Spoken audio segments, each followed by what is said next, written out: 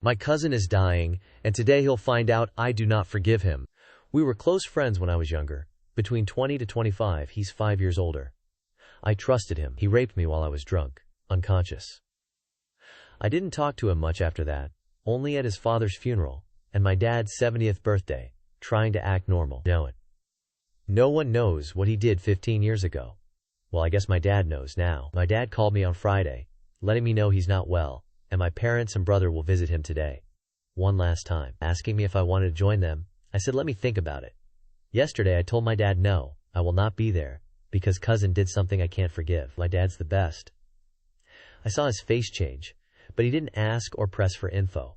He said he understood. It did rip open an old wound. Honestly, the guy's been dead to me for so long, I buried what happened in the back of my mind. Kind of blamed myself for being dumb enough to get so drunk, and trusting someone to not take advantage. Now I realize this wasn't my fault. Today he will figure out I do not forgive him, and never will. He will rot in the ground and I will spit on his grave. Final update. I, 21F, found out my husband 33M has been having an affair with my mother, and I don't know where to go from here. Case.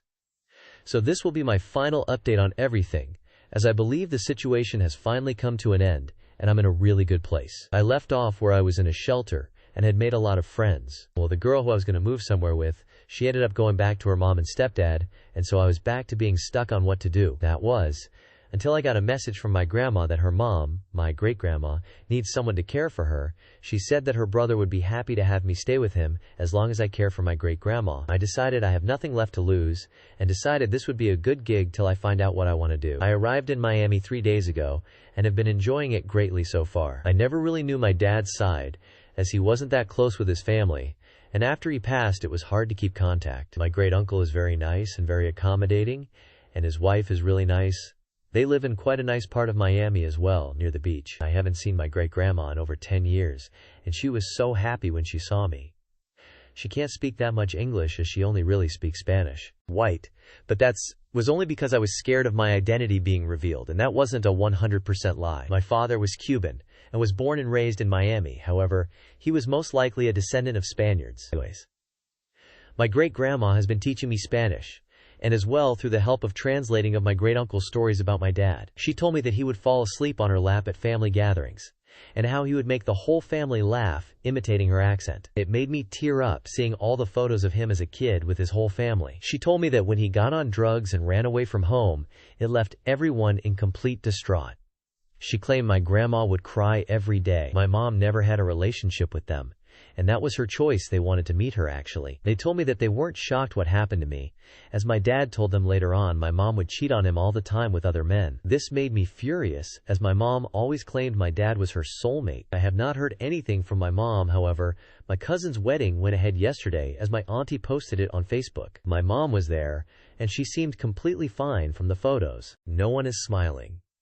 It made me laugh actually seeing my mom with all these people who are deeply religious and conservative. Seeing my mom next to my grandma and other female relatives who wear scarves and are deeply religious, compared to my mom who sleeps with anyone that gives her an ounce of attention, really cracks me up. Also no word from my ex-husband. However, his sister sent me a text apologizing on behalf of her and his parents. So yeah, that's the end.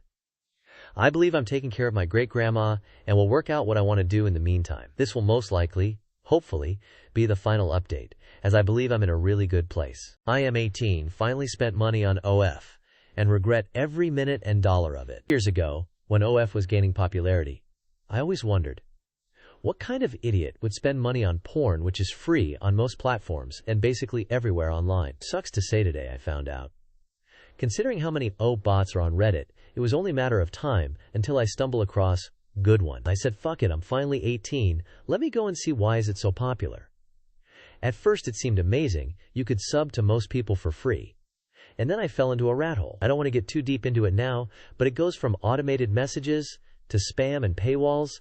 Those people will do anything for you to buy their content. Now, I finally see why the platform has so many whales.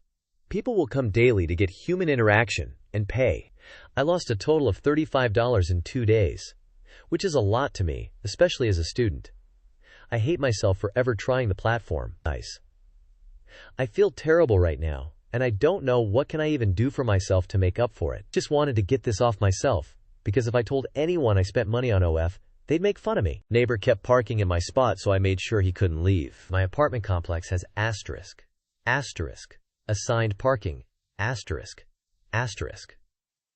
I have to highlight this fact, but my neighbor kept ignoring that and parking in my spot. I asked nicely, and he just brushed it off, saying it won't happen again. Not the first again.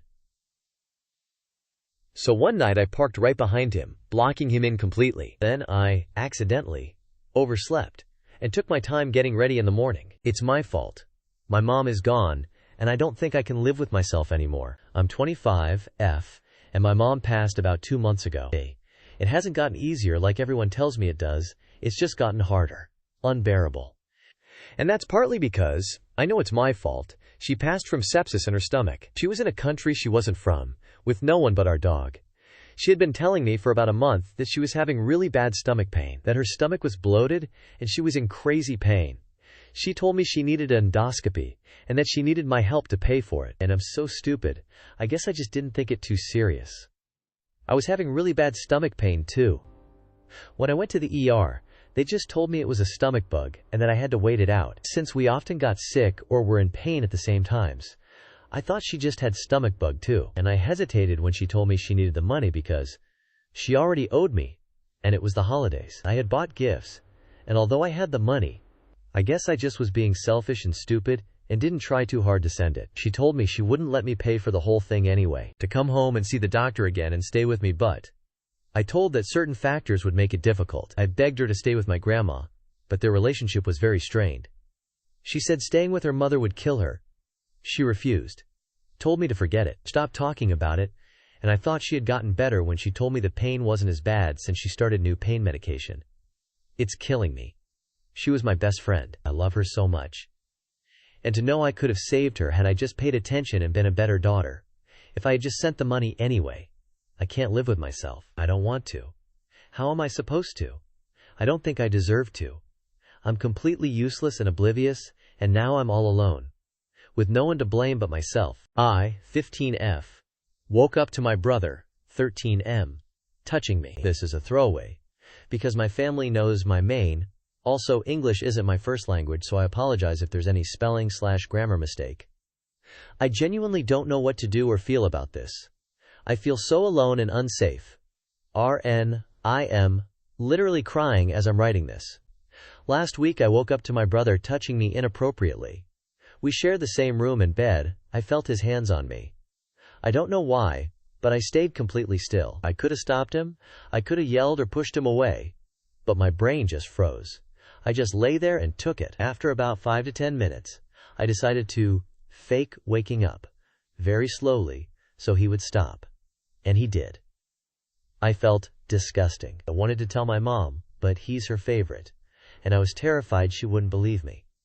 So, I kept quiet, and hoped it would never happen again. I decided not to, and hoped he'd stop. I feel so gross whenever he would touch me during the day, or even when he's in the same room as me. I just feel so icky about all of this. For the next few days, nothing really happened, and I almost convinced myself it was over.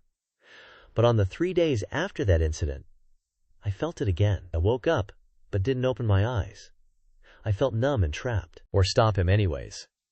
I went to school and was going to told a friend about it, but I got scared that they'll tell everyone about it, so I didn't. I didn't slept at my room that night. I slept at a friend's house. I literally couldn't sleep that night.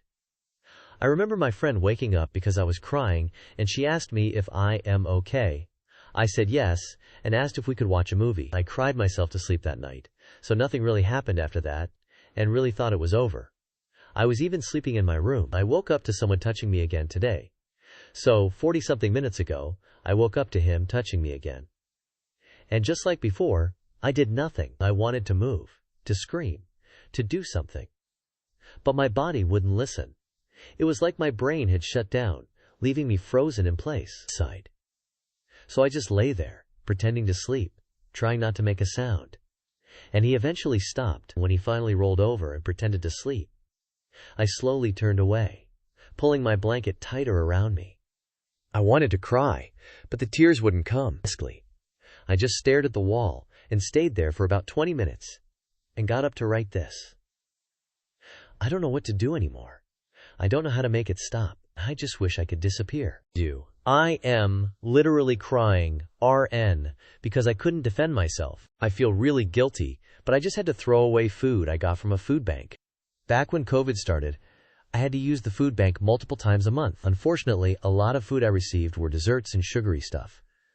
Not wanting to be wasteful, I ate what I was given, not just to not be wasteful, but also because I literally don't have any other food.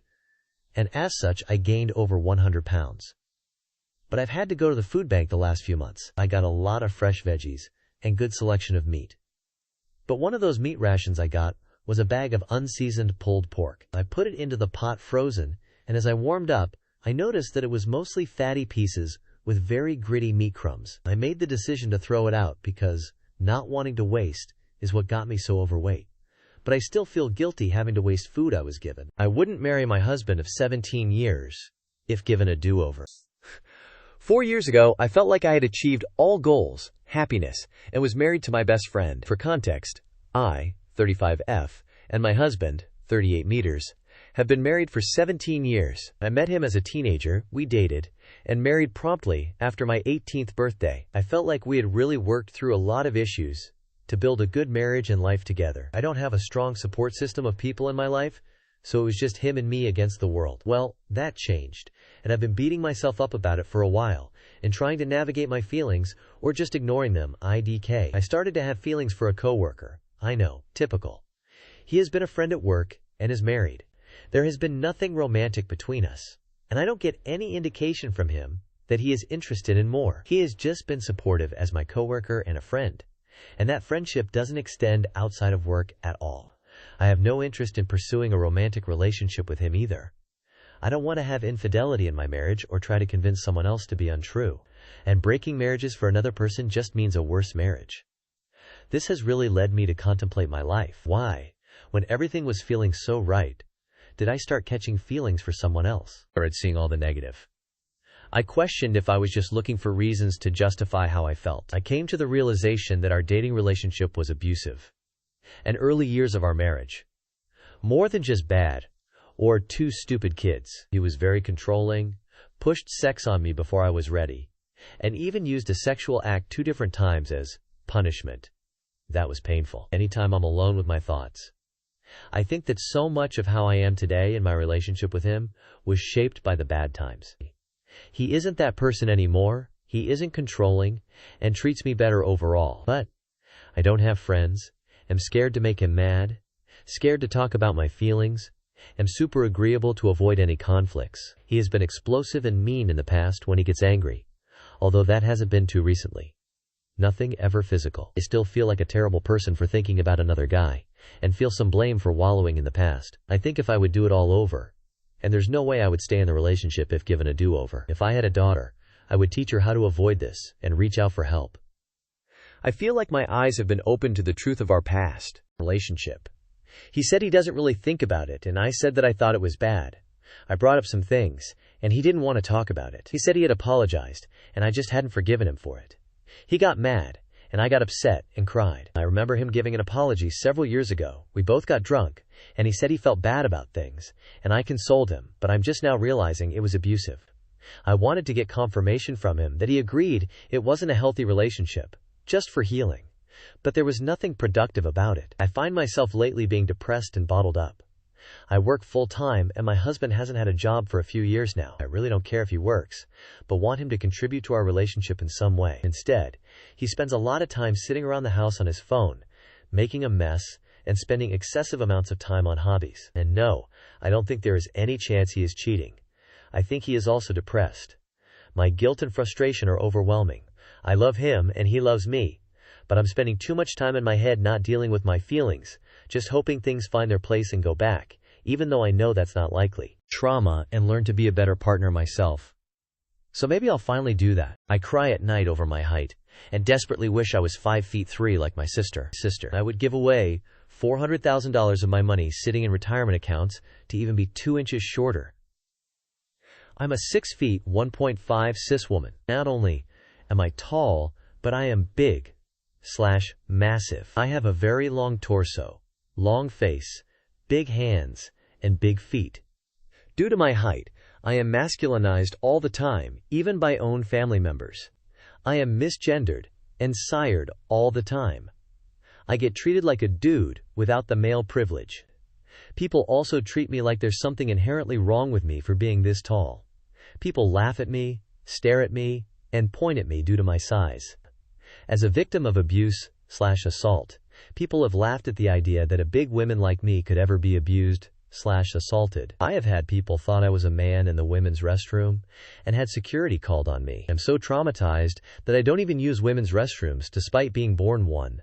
My height has given me PTSD, anxiety, and has been a psychological burden to me. My sister is 5'3" and very small. She has never had to dealt with the discrimination and ostracism that I dealt with. When something happens to her, people comfort her quickly. And having suicidal thoughts, since I cannot do anything about my height. I secretly regret getting married so young. I, 27F, married my husband, 29M, when I was 22. At the time, it felt like the right thing to do. We were in love. Everyone said we were perfect for each other. But lately, I can't shake the feeling that I missed out on my wild years. I see my friends traveling, going out, and living carefree lives, and I can't help but feel a little bitter. My husband is amazing, and I love him, but I wonder what my life would be like if I'd waited. I feel so guilty for even thinking this. Boyfriend, M32, has zero, and I mean zero emotional fortitude, and it's making me nuts. Me, F35, and my boyfriend, M34, have been together off and on for about 4 years. We have had a rocky relationship, and there is one thing I have realized about him that is singularly the thing that bugs me about him. He cannot handle stress. Every little inconvenience in his day leads to hours of dwelling, venting, and complaining. It's extremely draining. It can be a situation like a family member dying, justified by the way, to not getting all the items he ordered through Instacart. It is all treated with the same amount of drama. While in one of these examples, he would be justified, in my opinion, to struggle, the other is annoying. When he goes on and on and on about it, I struggle to not snap at him, to just stop and get some perspective. Not just that, but he often complains that I don't open up enough. I open up plenty, I just don't feel the need to vent for 45 minutes every single time. I have an issue. It is really starting to take a toll on my mental health. What do I do about this? How do I approach him about changing this? I constantly feel like he is expecting me to solve all of his problems all of the time.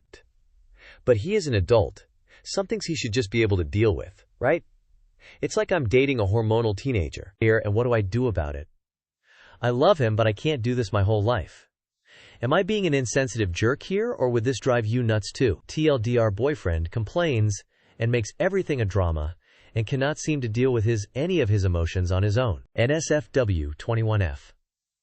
Basically, 2 nights ago, I had a foursome with the guy I am seeing, 20 meters, one of his closest friends, 21 meters, and my best friend, 21F. 21F. The guy that I'm seeing, call him Owen, is in an insane amount of distress and discomfort about the entire situation, and hates that one of his friends, we'll call him Carl, saw me naked and was touching me.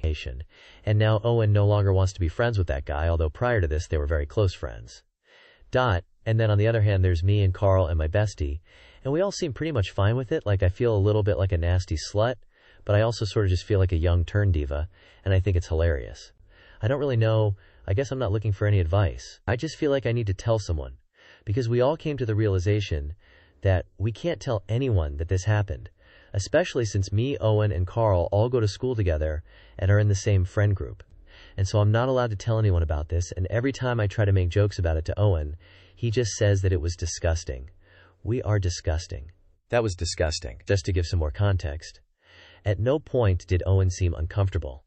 He was very much into fucking my best friend and I, and hooking up with Carl, like kissing boys, and he felt really uncomfortable doing that, and of course that just makes me feel sad and bad and like an asshole, but it's also hard because if at any point Owen said that he was uncomfortable, of course everyone would have stopped, so I just feel kind of bad for him. And I still want to be friends with Carl. I have no problem with it, but I feel like Owen is going to be mad at me if I do.